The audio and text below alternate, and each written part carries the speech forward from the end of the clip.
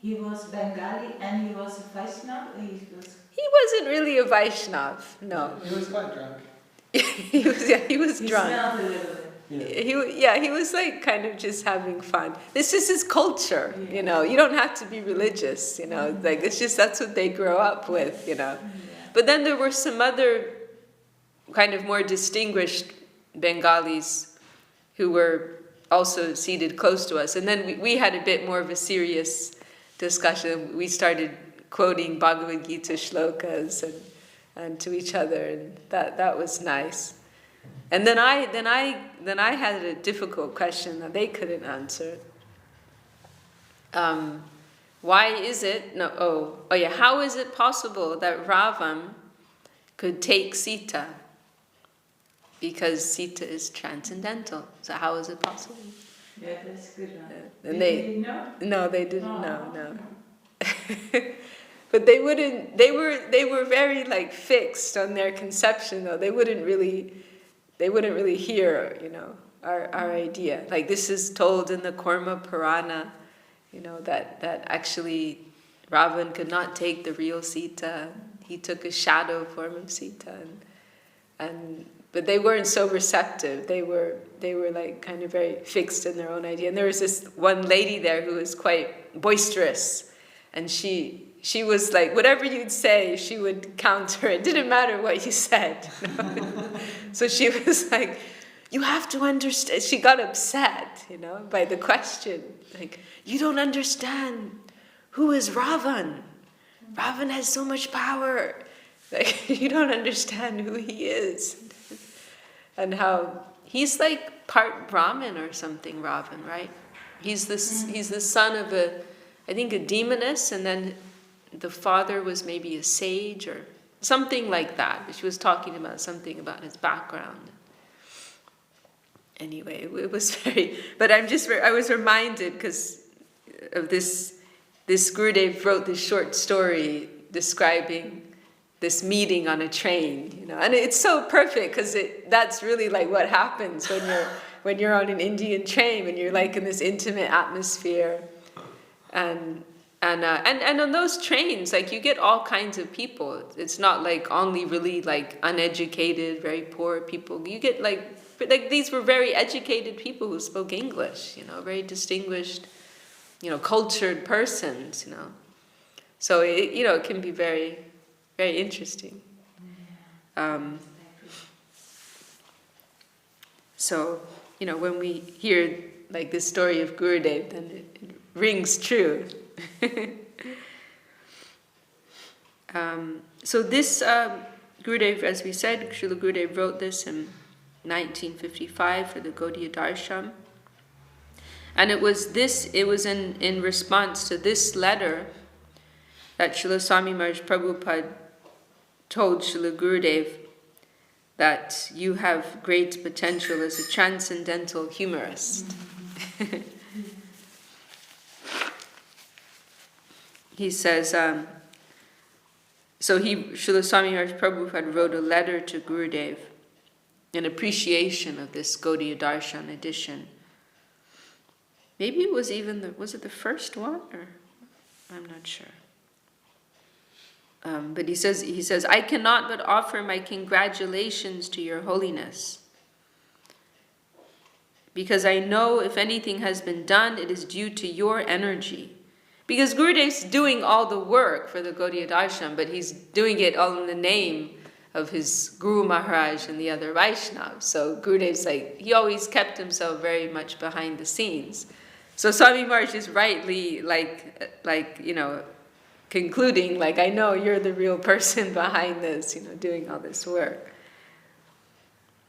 So he was sent 2 copies in the mail. He's saying, this morning, my dear Shripad Govinda Maharaj, this morning I received 2 copies of your Gaudiya Darshan, and I was very glad to see its appearance.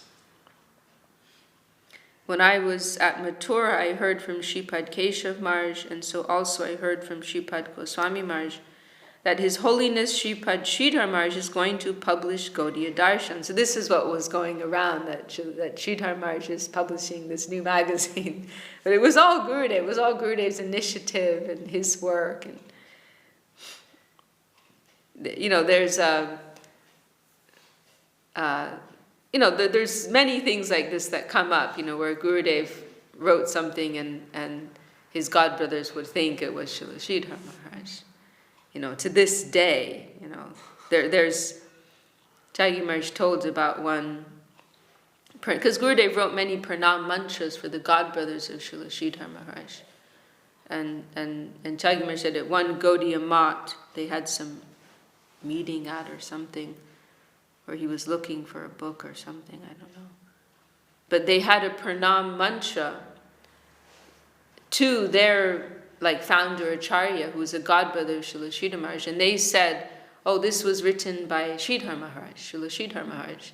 But Jaggi Maharaj, he consulted with Tirtha Maharaj, and they could identify that this was actually Gurudev's writing. And maybe there was something else that we had that verified that. So, Gurudev always would stay in the background. But it also demonstrates the quality of what he did. Krishnadas Babaji Maharaj, he described Srila Sridhar Maharaj's writing as being on the same level as Srila Rupa Goswami. And then he couldn't believe it when he saw some of Gurudev's poetry that it was not written by Srila Sridhar Maharaj.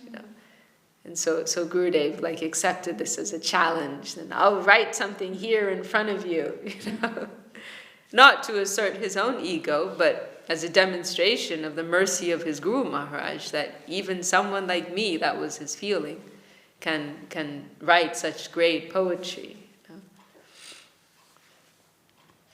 So Srila Swami Maharaj Prabhupada, he's received these copies. So he's saying, I heard that from his godbrother, Sridhar Maharaj is going to publish Gaudiya Darshan, and today I find it actually in hand. I cannot but offer my congratulations to your holiness, because I know if anything has been done, it is due to your energy. I can understand now why Sridhar Maharaj bestowed all his mercy upon you. He rightly found in you some dormant energy for future action, and now we can see that it is fructifying duly. I have read with great interest your article, especially the one which is named as Chalar Pate. It is not only very amusing, but also instructive. Simple, dry arguments will not be appealing nowadays to people in general. This is 1955. It's still, he's seeing the movement, the mood of society back then is already going in that direction. You can't just talk straight philosophy. It has to be entertaining as well. They will like to read such articles as written by you with greater relish. In this article, I can find out that you have really some parts. I don't know what is meant there. Maybe it's a typo. And in time, you can become a great transcendental humorist in the art of journalism. You have the complete mercy of your divine master, and you can depend on his blessings for your future improvement. I sincerely wish you all success.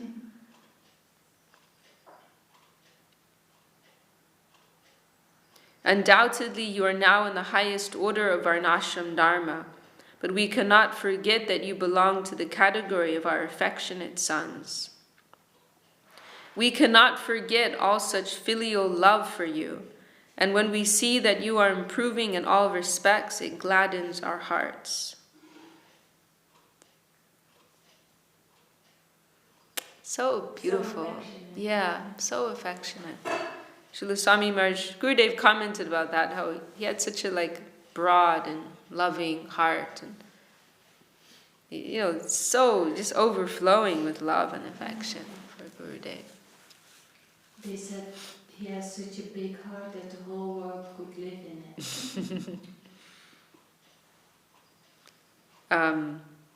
And Gurudev also commented how, this is one example, and also this just, overflowing expression of praise and love. And also how Gurudev commented on how he would so openly and publicly express his high regard for Srila Sridhar Maharaj. Because, including in front of his own disciples, like in a scenario where a guru may want to feel like, oh, I have to make them think I'm the guy, like I'm the one, like they all have special faith in me. It won't be good for me to promote somebody else too much, But with this completely non-envious mood, he's telling his disciples, he's more than me, like pointing to Srila Sridhar Maharaj, he's more than me, he's my Shiksha Guru,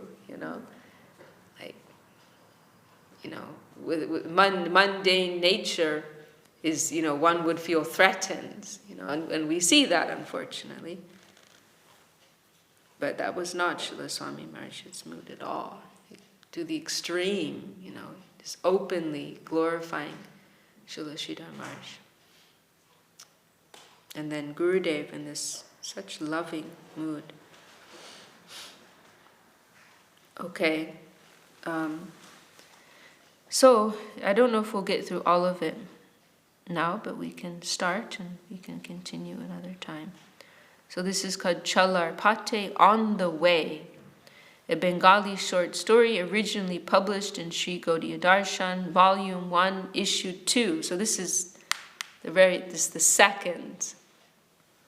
Oh, so Swami Maharaj said I received 2 copies, so I thought it was 2 copies of the same one, but it's the first 2 printings. Wow, so this is the first time he's reading it in that letter. And that's 16 September 1955. And then Gurudev published it again, Volume 1, Issue 8, 11th of March 1956.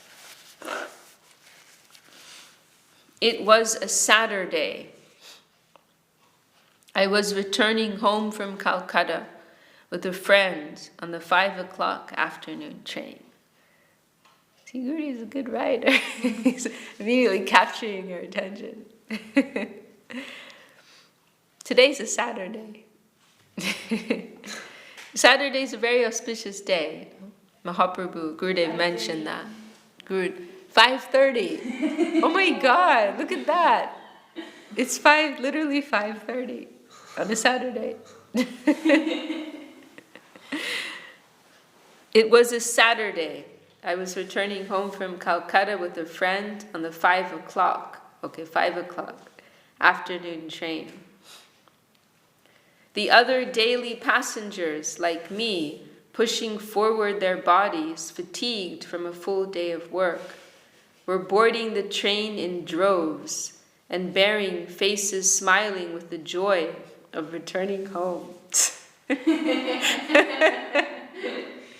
The rush hour, everyone's running home.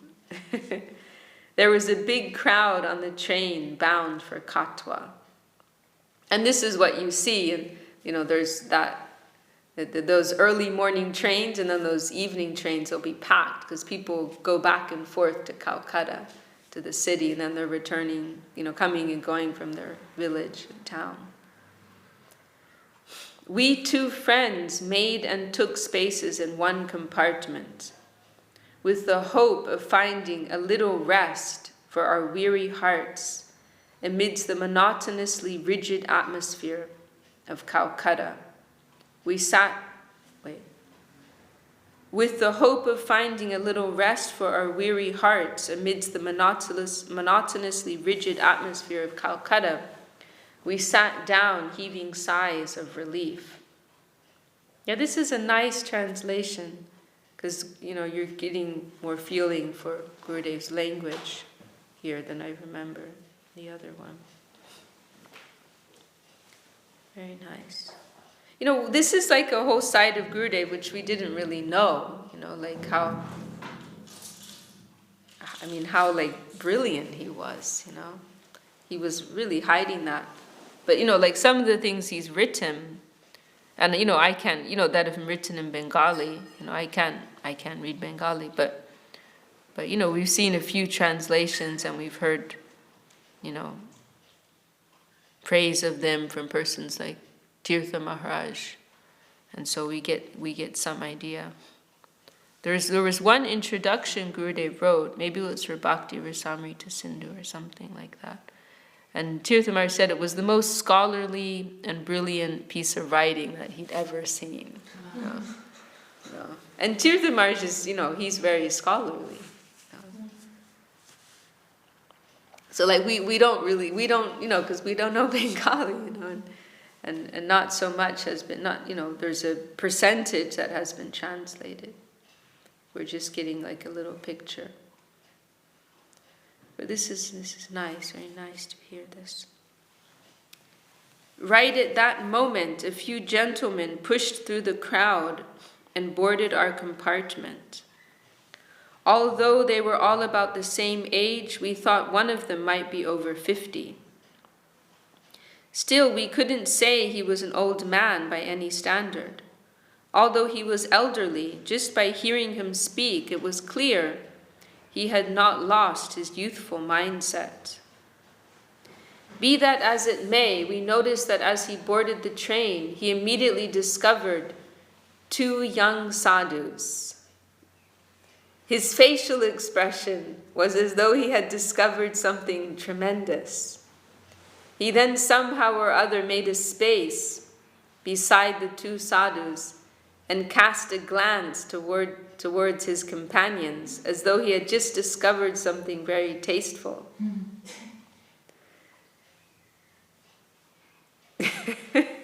So, thinking he's going to make fun of them, like he's going to tease them. Going to have some fun.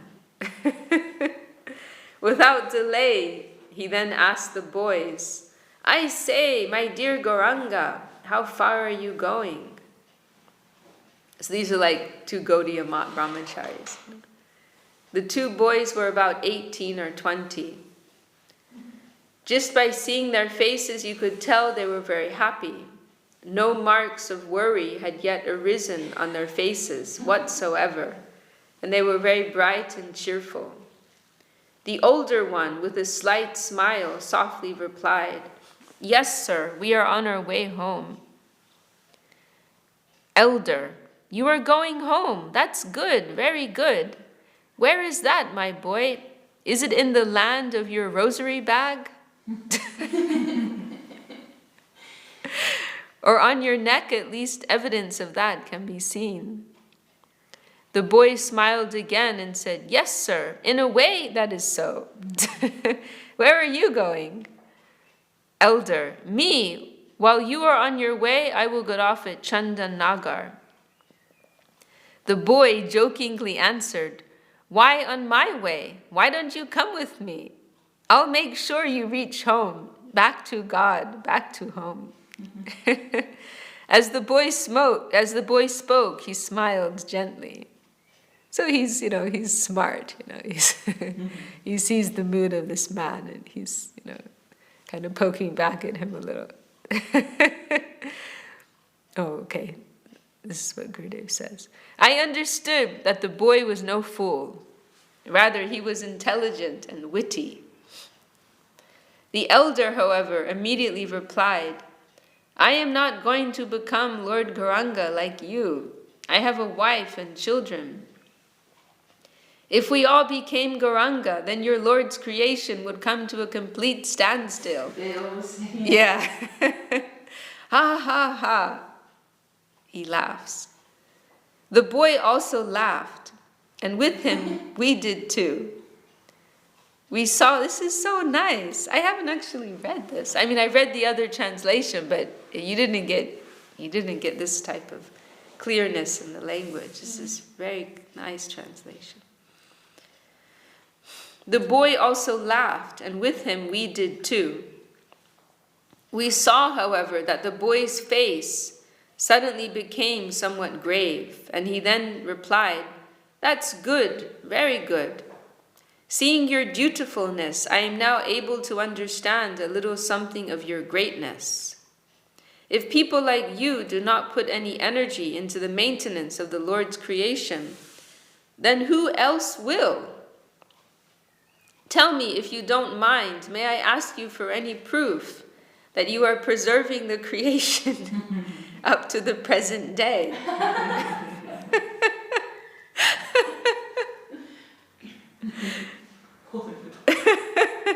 The boy's face became flushed.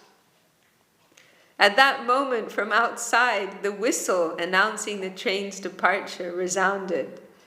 This time, it seems, the gentleman was a bit crestfallen. Because he came in like a little proud, like, oh, these are like easy targets. I'm going to make fun of the Hare Krishnas, you know. And then he's getting poked at back. We all laughed, seeing his mood. The boy, however, did not laugh this time. With this, another gentleman. Previously, his poise had attracted our vision, and from his speech, we knew he was going to Kauna. Now spoke up. Why are you uselessly wasting time? Rather, please seriously ask Brahmachari-ji a question. I think he is capable of properly answering your questions. With a few jerks, our train then started to leave the station. This is so nice. And this is the only thing that short story that Gurudev wrote, and it's not even finished. It's incomplete. This is the best piece of writing ever. With a few jerks, our train then started to leave the station. The air also gradually began to brush against us. After the gentleman spoke, it seemed that everyone in the train became sympathetic towards the two brahmacharis. It's so vivid, and it's so lifelike. This is it. You can just see it is right before you. You've got everyone there with their different opinions, and you've got the superficial person who wants to make fun of the devotees, and then others are getting a little annoyed, don't treat them like this, listen to them, and now everyone's becoming more sympathetic. After the gentleman spoke, it seems that everyone in the train became sympathetic towards the two brahmacharis. The elder gentleman, however, was not a placable fellow, or is it I think it's placable. So he asked another question, this time a little more subdued. Elder, I will speak. All right, my boy. Is there no happiness in family life? Brahmachari, sir, how can I say? I think you should tell me. I have been a brahmachari since I was a boy, and I don't know much at all about family life. You are the one who can answer this question well. Whether there is happiness or not there, I can only guess by looking at you all.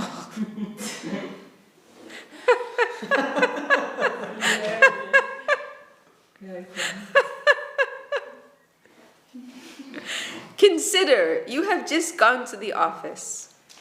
There, no one is unaware of the pressure from the boss. You have to come and go. And this is this is 1955. Same. This is 70 years ago. Exactly the same situation nowadays. Sachi was 4. You were 4. You have to come and go from the office on this train also. How much happiness is there with the pressure of all these passengers? That you certainly do not need to explain. And when you reach home and immediately have to hear the gusts from the mouth of your wife,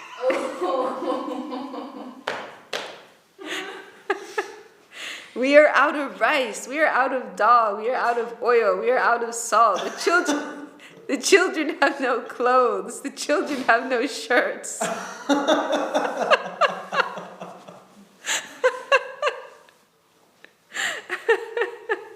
And so on, then what assumption should I make about the scope of happiness in family life?